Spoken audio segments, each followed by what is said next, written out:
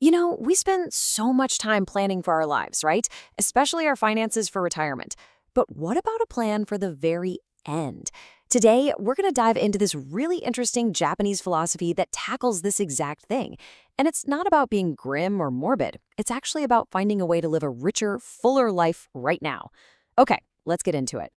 So let's start with a pretty direct question. And yeah, it might feel a little uncomfortable, but it's really at the heart of all this. I mean, if you couldn't speak for yourself, who would know what you wanted? Who would take care of everything? Your finances, your social media, your final messages to the people you love. This is the starting point for a really powerful idea. And that idea is called Shūkatsu. Now, it literally translates to something like end of life activities. But honestly, it's so much more than just a to-do list.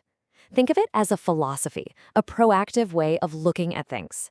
It reframes this whole idea of preparing for the end as a chance to get your life organized, which, and this is the cool part, actually frees you up to live more meaningfully right here in the present.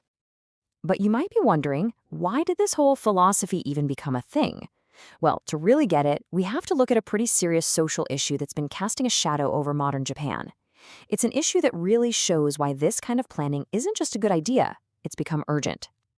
So a huge part of planning for your later years is deciding on your Tsui no Sumika, which basically means your final dwelling place. In a perfect world, this is a choice we'd all get to make, right? Whether that's at home, with family, or in some place that just brings you peace. The tough reality, though, is that for more and more people, this isn't really a choice they get to make.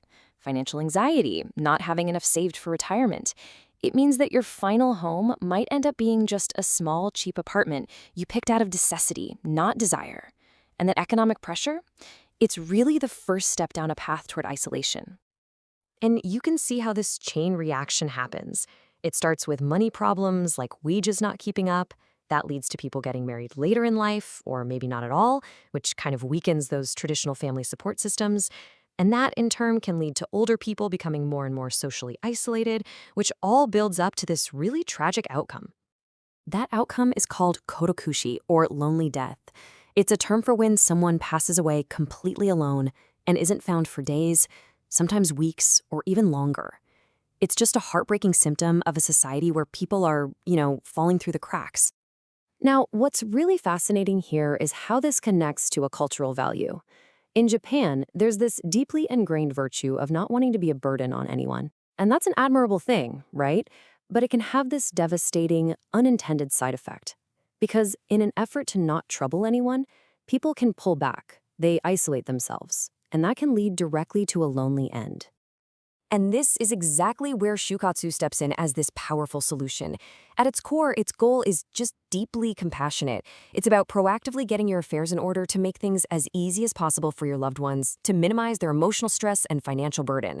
It's about taking control so they don't have to carry the weight of guessing what you would have wanted. So, how does it actually work? Well, Shūkatsu isn't some vague, abstract idea.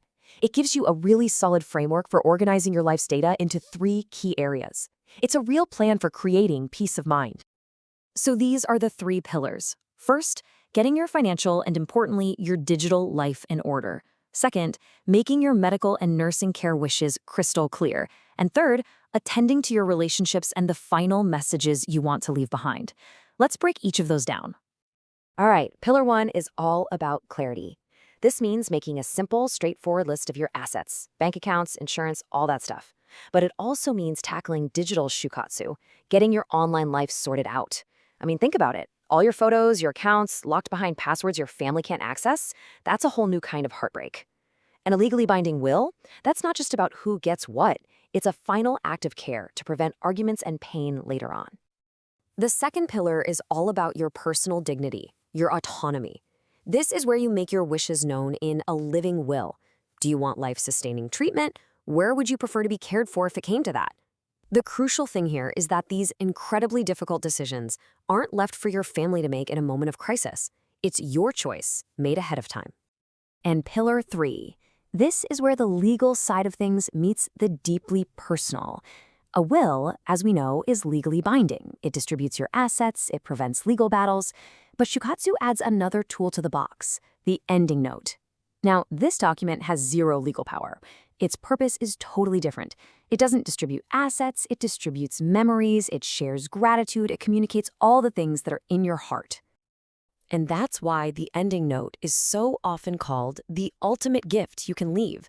It's where you can write personal messages, explain the choices you made, or just say thank you one last time.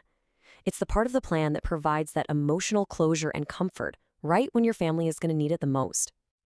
Okay, so far, this all sounds really practical, super responsible, but here's the twist. This is the part that might surprise you. The most profound benefit of Shūkatsu. It isn't actually about preparing for death at all. It's about what it does for your life right now. This is a total game changer. You have young people, we're talking people in their 20s and 30s, who are starting to practice Shūkatsu. And they're not morbid at all. They're motivated. By deciding how they want their end to be, they get this incredible clarity about how they want to live today. And that is the big revelation here. This whole process forces you to take an inventory of your own life. You have to ask yourself, what really truly matters to me? Who are the most important people? What do I value? It just strips away all the non-essential stuff and brings your real priorities into sharp focus. I mean, just think about it for a second. So much of that low-level anxiety we all feel comes from the unknown, from all the what-ifs about the future. By making clear, conscious decisions about your finances, your healthcare, your final messages, you just systematically take apart that uncertainty. And when that anxiety is gone, something amazing happens. You're free.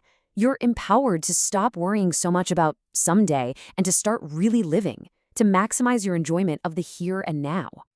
Which brings us to the real core message of this whole philosophy. Shūkatsu isn't something you put on the back burner until you're old.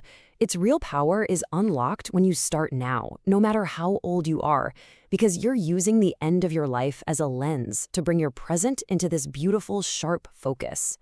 So, as we wrap up, let's just sit with this question. We often think about the financial inheritance we might leave behind. But Shūkatsu challenges us to think bigger, to think about leaving a gift of clarity, a gift of peace of mind, a final gift of love and gratitude. So the real question isn't just what you'll leave behind, but what kind of gift is it that you truly want to leave?